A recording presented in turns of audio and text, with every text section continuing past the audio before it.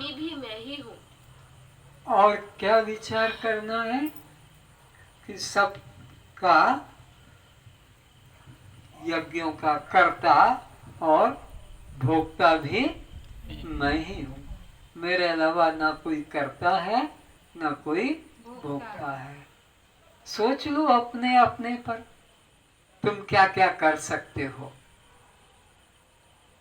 विचारो।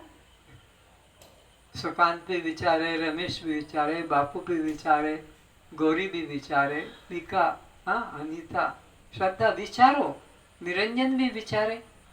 क्या तू कर सकता है, क्या तेरे में सामर्थ्य है? तो एक भी कोई क्रिया नहीं दिखती है जिसको कि यह जीव करता हो। करने वाला वही। हम तो उसके हाथ की बांस की पोली पोंगरी है, स्वर वही निकालता है। हमारे में कोई सामर्थ्य नहीं है। ना मन में कि वही तो करता है, वही भोगता है, हमें निमित्त बनाकर वही कर रहा है। तो भेद मिट जाएगा। द्वैत मिट गया तो भय मिट गया। द्वैत ही से तो भय है, द्वैत नहीं तो फिर भय किसका? ठीक। परंतु अज्ञानी मुझे नहीं जानता है, इसीलिए हाँ, इसीलिए वे अन्य देवताओं की उपासना कर बारंबार मृत्यु को प्राप्त होते हैं। पर ये बोध ये मंदिर जाने से नहीं जगेगा, तीर्थ जाने से नहीं जगेगा, ये पूजा पाठ से ये बोध एकता का, अखंडता का नहीं जगेगा। योग यज्ञ से भी ये नहीं जगेगा, जप माला से नहीं जपेगा। ये तो गुरु की शरण में जाना पड़ेगा। तद विज्ञानार्थ स गुरु मेवा विगच्छेत समित पाणी श्रोत्रियम ब्रह्मनिष्ठम। उपनिषद वेद कहता है इस एकता का, अद्वैत का ज्ञान पाने के लिए क्या करो? तद विज्ञानार्थ स गुरु मेवा विगच्छेत समित पाणी श्रोत्रियम ब्रह्मनिष्ठम। समिधा लेकर, गुरु आश्रम के उपयोगी समिधा लेकर उनकी शरण में जाओ। कौन के? जो श्रोत्रिय और ब्रह्मनिष्ठ हैं, उनके द्वारा तुम्हें यह यथार्थ ज्ञान की प्राप्ति होगी। यह और किसी साधन से प्राप्त नहीं होगा। अर्थात जो भी नाम रूप यह संसार है, जो कुछ अस्तित्व में है, वह सब मुझ में रस्सी में सर्प की तरह भ्रांतिमय आरोप है। तो ये सदगुरु के द्वारा ही अखंडता का, अभिन्नता का, व्यापकता का बोध जग सकेगा। और कोई साधन से यह परचिनता का हमारा भ्रम दूर नहीं हो सकेगा। और गुरु के द्वारा क्या पता लगेगा? फिर से उसी वाक्य को दोहराओ। जो भी नाम रूप यह संसार है, जो दिखाई पड़ रहा है, ये नाम रूप जगत संसार, उसमें सत्यता किसकी है? पढ़ो। जो कुछ अस्तित्व में है, वह सब मुझ में रस्सी में सर्प की तरह भ्रांतिमय आरोप है। तो वो सब कहता है मुझ में, जैसे रस्सी में, मंद अंधकार में पड़ी रस्सी में सर्प की प्रतीति होती, जबकि वहां रस्सी में सर्प है नहीं। ठीक इसी तरह मुझ आत्मा के अज्ञानता के कारण ये नाम रूप संसार प्रतीत होता है। पर ये अज्ञानी लोगों को ये पता नहीं है, इसलिए वे मुझ आत्मा की उपासना न करके, अखंड व्यापक की उपासना न करके, सर्वंतर्यामी परमात्मा की उपासना न करके मन कल्पित अपनी वासना को लेकर नाना देवी देवताओं की उपासना करते हैं। और वो देवताओं की उपासना वाले अपने कल्पित देवता से मेरे द्वारा ही दिया गया वो फल प्राप्त करते हैं। कल्पित माध्यम से, कल्पित देवी देवताओं के माध्यम से उनकी जिन जिन में श्रद्धा थी, कोई डाल खाई देवी है तो कोई आम खाई देवी है, क्या क्या कोई देवता के ऐसे ना, कोई सुपड़ा, कोई झाड़ू देवी, तो ऐसे बैंगन भट्टा, कितने नाम के देवी देवता। तो वो कल्पित देवी देवताओं के द्वारा उनको फल जो मिलता है वो मेरे ही द्वारा दिया जाता है। मैं ही उनकी श्रद्धा को उसमें अचल करता हूँ मेरे माध्यम से। पर वो अज्ञानी नहीं जानते हैं, वो इसलिए टेढ़े ढंग से उपासना करते हैं। सीधा सीधा मुझको न बचकर देवी देवताओं को बचते हैं, और उनसे जो फल मिलता है वो भी उनका नाशवान होता है, और वो बार बार जन्म मरण के चक्र में पड़ते हैं। लेकिन जो मेरी उपासना करते हैं, सद्गुरु के माध्यम से जो मेरी उपासना करना जानते हैं, कौन सा सद्गुरु? श्रोत्रिय और ब्रह्मनिष्ठ। नहीं तो गुरु तो ऐसे बहुत है, नाना देवी देवताओं में फंसाने वाले। शनिवार की ये पूजा करना, सोमवार का ये देवता है, मंगलवार का ये देवता है, रविवार का ये नाना 7 दिन में भटकाने वाले हैं, 15 तिथि को भटकाने वाले हैं। उन गुरुओं के पास नहीं, जो श्रोत्रिय और ब्रह्मनिष्ठ है, उन गुरु के पास शरण में जाओगे तब वो तुम्हारे को क्या करेगा? यह अन्वय व्यतिरेक के द्वारा अन्वयता से परमात्मा को बोध करा देगा और व्यतिरेकता से मन को हटा सकेगा। तो इस प्रकार अज्ञानी लोग नहीं जानते हैं, इसलिए वे बार बार अन्य देवी देवताओं की उपासना करके और संसार में भटकते रहते हैं। इसी प्रकार अधिष्ठान मैं आत्मा के साथ यह जगत एकाकार हो गया है। तो अज्ञानता के कारण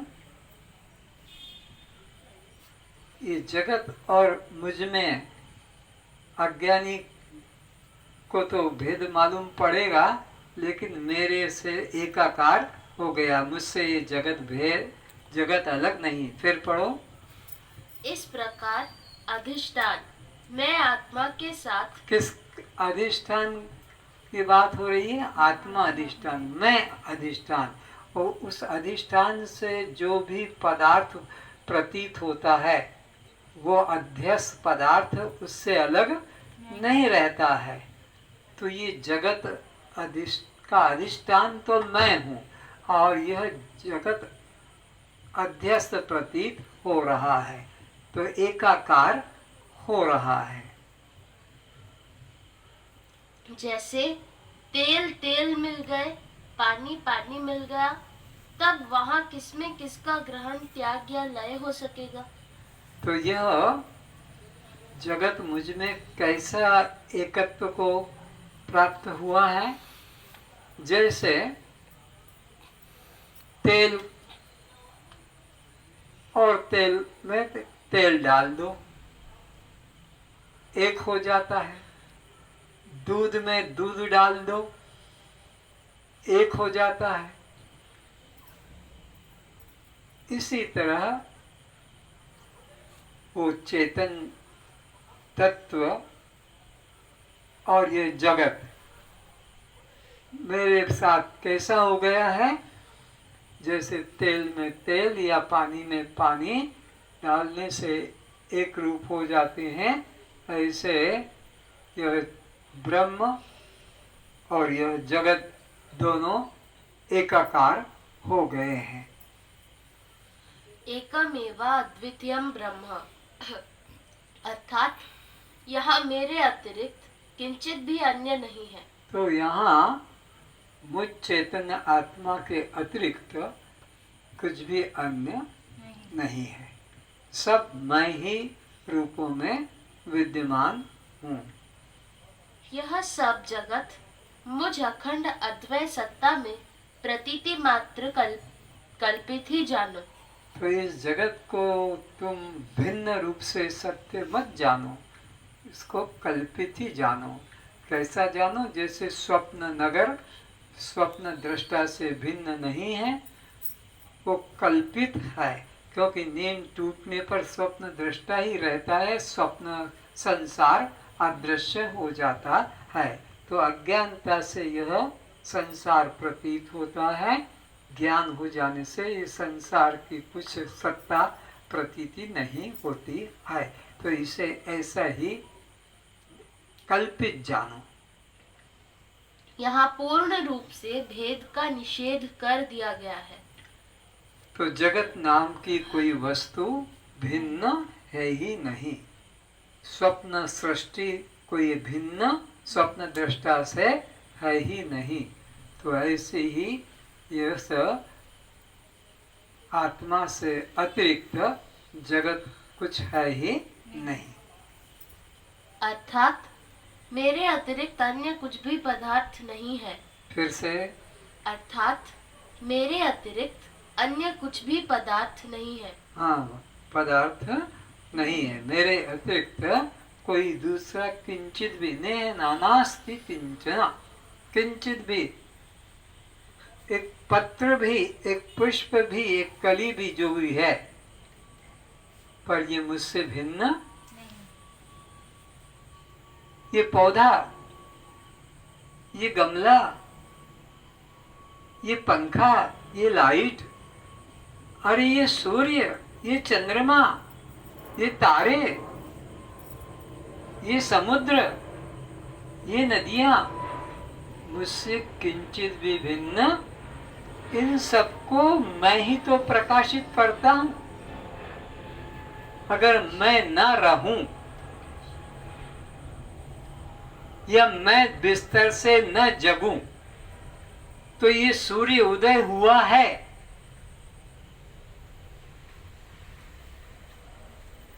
कौन कहेगा? तुम ही इसकी अटेंडेंस नोट करते हो। तुम चाहो तो 1 महीने की तनख्वाह दिला दो या 1 महीने की तनख्वाह से हटा दो। तुम रोज हाजिरी भरते हो, सूर्य उपस्थित है, सूर्य उपस्थित है। तुम अगर नहीं रहोगे तो सूर्य उपस्थित है ये कौन बताएगा? कोई भी बता नहीं सकता। अरे आज रामनवमी है, ये कौन सिद्ध करेगा? राम ऊपर से नोटिस देगा, व्हाट्सएप पे भेजेगा न्यूज कि अब तुम तैयारी करो, कल मैं आ रहा हूं जन्माष्टमी। कृष्ण भेजेगा व्हाट्सएप पे, काय पे, पेन ड्राइव पे, मेरे को तो पता नहीं क्या क्या है भेजने के। तो ये कौन सिद्ध करता है? मैं सिद्ध, मैं चैतन्य के द्वारा ये सारा जड़ जगत प्रकाशित होता है। कैसा हूं मैं? ज्योतिषामपि तज्ज्योति तमसः परमुच्यते ज्ञानम ज्ञेयम ज्ञान गम्यम हृदय सर्वस्य विशिष्टम। मैं ज्योतियों का भी ज्योति हूँ। ये ज्योतियां, जड़ ज्योतियां, सूर्य कहो, चंद्रमा कहो, ये बिजली कहो, तारे कहो, अग्नि कहो, दीपक, ये सब तो जड़ ज्योतियां हैं। ये सब जड़ ज्योतियों मेरे चैतन्य ज्योति से प्रकाशित होती है। एक ही श्लोक में भगवान कृष्ण ने तीनों बातें बता दी। भगवान का रूप कैसा है, भगवान रहता कैसे है और भगवान मिलता कैसे है। कितने कितने प्रवचन होते हैं, कितने कितने ग्रंथ लिखे जा रहे हैं, बात एक ही श्लोक में भगवान ने खत्म कर दी कि परमात्मा का रूप कैसा है, परमात्मा रहता कहाँ है और मिलता कैसे है। तो बता दिया ज्योतिषाम अपि तज्ज्योति, वो समस्त ज्योतियों का ज्योति है, इन्हें प्रकाश रूप है। तमसः परमुच्यते, अंधकार का प्रकाशित करने वाला। अच्छा, अब वो रहता कहाँ है? हृदय सर्वस्व विशिष्ट, सबका हृदय में रहता है। अच्छा, तो फिर मिलेगा कैसे? ज्ञानम ज्ञेयम ज्ञान गम्यम, और कोई मार्ग ही नहीं है। कितना साफ लेकिन कितना दुनिया को भटका रहे हैं महात्मा लोग, ये करो वो करो, यहाँ जाओ वहाँ जाओ, ये जानो वो जानो। भगवान कहते हैं केवल ज्ञानम ज्ञेयम, ज्ञान से ही बस ज्ञेय है। ध्यानम ज्ञेयम नहीं कहा, कर्मम ज्ञेयम नहीं कहा, यज्ञम ज्ञेयम नहीं कहा, कुंडलनी ज्ञेयम नहीं कहा, चक्रम ज्ञेयम नहीं कहा, सीधा कहा ज्ञानम ज्ञेयम। और कहाँ जाकर इसका ज्ञान होगा? तो बोले तद्विद्धि प्रणिपातेन परिप्रश्नेन सेव्या उपदिक्षन्ति ते ज्ञानम ज्ञानी नस्त तत्वदर्शिना। अरे किसी श्रोत्रिय ब्रह्मनिष्ठ गुरु के शरण में जाओ, उनके पास जाओ, उनको दंडवत प्रणाम करो, सेवा करो और फिर प्रश्न करो, तो तुमको वो मामला हल हो जाएगा और कुछ करना नहीं पड़ेगा।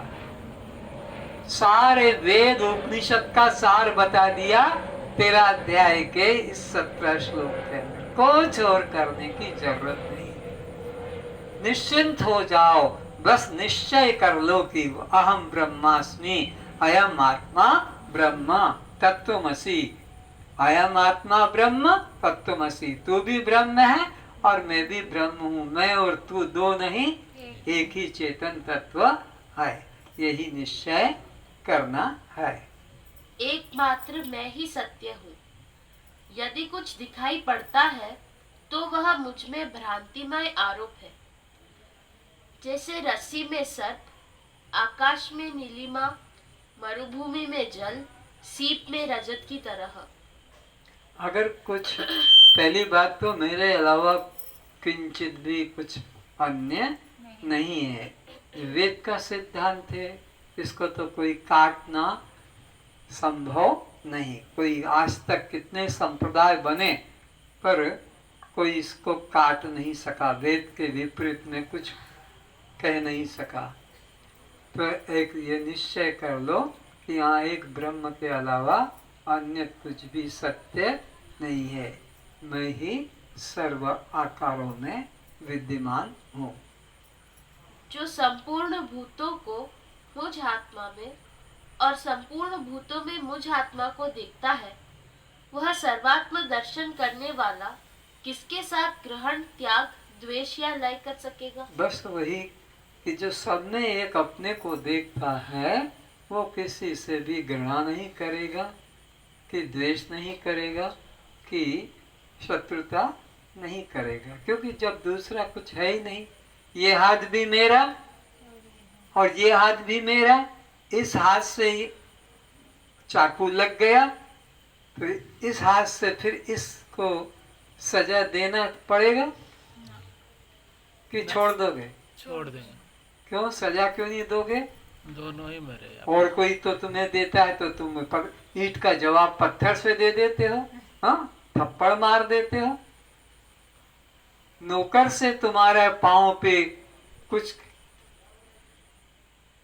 ईंट गिर गई नौकर से, तो तुम उसी को मार दोगे। और तुम्हारे ही हाथ से तुम्हारे पांव पे पत्थर गिर जाए तो किसको सजा दोगे? बोलो। तुम्हारे नौकर से कप प्लेट टूट जाए तो तनख्वाह काट लोगे, और तुम्हारे हाथ से ही अगर कप प्लेट टूट जाए तो फिर किसको तुम सजा दोगे? क्योंकि इसमें तुम्हारी एकता है और उससे तुम्हारी एकता, उससे भिन्नता है। पत्नी से भी टूट सकता है, लड़की से भी, बहन से भी, माँ से भी, इनमें एकता है। लेकिन वो जो घर में काम करने आता है उसके द्वारा हो जाने से हम उससे लड़ पड़ते हैं, नौकरी से निकाल देते हैं, तनख्वाह काट लेते हैं, क्योंकि भिन्नता। तो जब एकता का बोध हो गया तो क्या तो ग्रहण करे और किसका त्याग करे, किससे द्वेष करे, ये सब उससे मिट जाता है। प्रेम ही प्रेम जग जाता है। वह परमात्मा सब जीवों में, सब प्राणियों में, उनके हाथ, पैर, आंख, मुख, नाक, कान, हृदय और मस्तिष्क वाला है। तो ये जितने भी शरीर दिखाई पड़ते हैं एक परमात्मा की ये सब आंखें हैं, एक परमात्मा के ये सब पैर हैं जितने भी दिखाई पड़ते हैं चलने वाले, एक परमात्मा की ये सब कान हैं जो सुनने वाले पृथ्वी पर, एक परमात्मा का ही मुख है जो सब खा रहा है। यानी एक परमात्मा विराट रूप लिए हुए है। कैसा है वो राम का रूप? रामायण में बताया है, सुना भी होगा, एक बार फिर सुन लो। मैं कहूंगा तुम भी कह देना। बिनु पद चलई, बिनु पद चलई, सुनई बिनु काना, सुनई बिनु काना, कर बिनु कर्म, कर बिनु कर्म, करहि विधि नाना, करहि विधिना, आनन रहित, आनन रहित, सकल रस भोगी, सकल रस भोगी, बिन जिह्वा, बिन जीवा, वक्ता बड़ जोगी, वक्ता बड़ तन बिनु परस, तन बिनु परस, नयन बिनु देखे, नयन बिनु देखे, ग्रहि घ्राण, ग्रहि घ्राण, बिन बास अशेष, बिन बास असे, यही सब भांति, हे सब भांति, अलौकिक करनी, अलौकिक करनी, महिमा जासु, महिमा जासु, जाय नहीं वर्णी। जाय नहीं वर्णी। कैसा देखो राम का व्यापक रूप बताया है। उसके खुद की पर्सनल व्यक्तिगत शरीर नहीं तो आंख भी उसके पास नहीं, शरीर नहीं तो कान भी उसके पास नहीं, शरीर नहीं तो नाक भी उसके पास नहीं, शरीर नहीं तो मुख भी उसके पास नहीं। तो फिर वो अंधा है, बहरा है, लंगड़ा लूला है? ना ना, बिना आंख से सब देखता है, बिना कान से सब सुनता है, बिना नाक से सब सूंघता है, बिना वाणी से वह सब बोलता है, बिना मुख के सब खाता है और बिना पैरों के सब और चलता है, बिना हाथों के सब और क्रिया करता है। जब शरीर नहीं, इंद्रियां नहीं तो कैसे करता है भाई? अरे ये जितने शरीर के आंखें हैं ये उसी की आंखें हैं, जितने ये शरीर के कान हैं सब उसके कान हैं, जितने ये नाक है उसके ही नाक है, जिसका जितने ये शरीर है उसके सब मुख उसी के हैं, सब उसी के हैं। इस प्रकार यह विराट रूप परमात्मा का है। यहाँ एक परमात्मा के अलावा और कोई दूसरा नहीं है। तो हमारे तुम्हारे मुख से कौन बोलता है? राम बोलते हैं। हमारी तुम्हारी आंखों से कौन देखता है? राम देखते हैं। हमारे तुम्हारे कानों से कौन सुनता है? राम सुनते। हमारे तुम्हारे नासिका से कौन सूंघता है? राम सूंघते हैं। हमारे तुम्हारे पैरों से कौन चलता है? राम चलते हैं। यही तो ध्यान कराया करती थी श्रद्धा क्लास के अंदर कि उस परमात्मा का व्यापकता का रूप समझाओ, तो यही तो समझाती थी। तो ये सब रूप उसी के ही है, हर क्रिया उसी की ही है। एक बार उसे भी दोहराते हैं। जब मैं उठता हूँ, जब मैं उठता हूँ, परमात्मा ही मेरे साथ उठते हैं। परमात्मा ही मेरे साथ उठते हैं। जब मैं चलती हूँ, जब मैं चलती हूँ, मेरे साथ परमात्मा चलते हैं। मेरे साथ परमात्मा चलते हैं। जब मैं देखती हूँ जब मैं देखती हूँ परमात्मा ही मुझ में देखते हैं। परमात्मा ही मुझ में देखते हैं। जब मैं सुनती हूँ जब मैं सुनती हूँ परमात्मा ही मुझ में सुनते हैं। परमात्मा ही मुझ में सुनते हैं। जब मैं बोलती हूँ जब मैं बोलती हूँ परमात्मा ही मुझ में बोलते हैं। परमात्मा ही मुझ में बोलते हैं। जब मैं काम करती हूँ जब मैं काम करती हूँ परमात्मा ही मुझ में काम करते हैं। परमात्मा ही मुझ में काम करते हैं। जब मैं खाती हूँ जब मैं खाती हूँ परमात्मा ही मुझ में खाते हैं। परमात्मा ही मुझ में खाते हैं। जब मैं सोती हूँ जब मैं सोती हूँ परमात्मा ही मुझ में सोते हैं। परमात्मा ही मुझ में सोते हैं। जब मैं उठती हूँ जब मैं उठती हूँ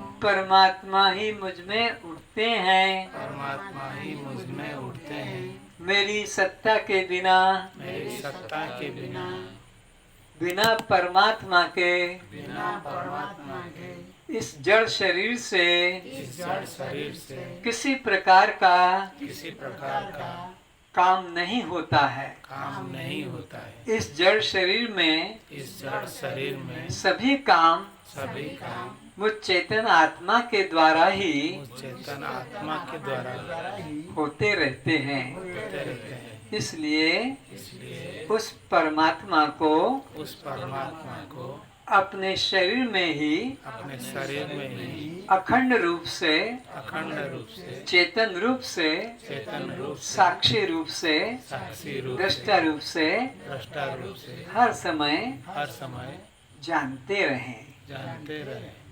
यही सच्चा ज्ञान है। यही सच्चा ज्ञान है। सर्वे भवन्तु सुखिनः सर्वे भवन्तु सुखिनः सर्वे सन्तु निरामयाः सर्वे सन्तु निरामयाः सर्वे भद्राणि पश्यन्तु सर्वे भद्राणि पश्यन्तु मा कश्चित् दुःखात् भवेत्। मा कश्चित् दुःखात् भवेत्। सब सुखी रहें, सब सुखी रहे। सब निरोग रहें। सब निरोग रहे। सभी रूपों में सभी रूपों में हम अपने को पहचाने। हम अपने को पहचाने। सभी रूपों में सभी रूपों में एक चेतन परमात्मा को पहचाने। एक चेतन परमात्मा को पहचाने। इसलिए सबके साथ इसलिए सबके साथ मधुर व्यवहार करें, मधुर व्यवहार करें। मधुर वाणी बोले, मधुर वाणी बोले। प्रेम भाव रखें, प्रेम भाव सद्भाव रखें, सद्भाव रखें। वैर भाव कभी न रखें।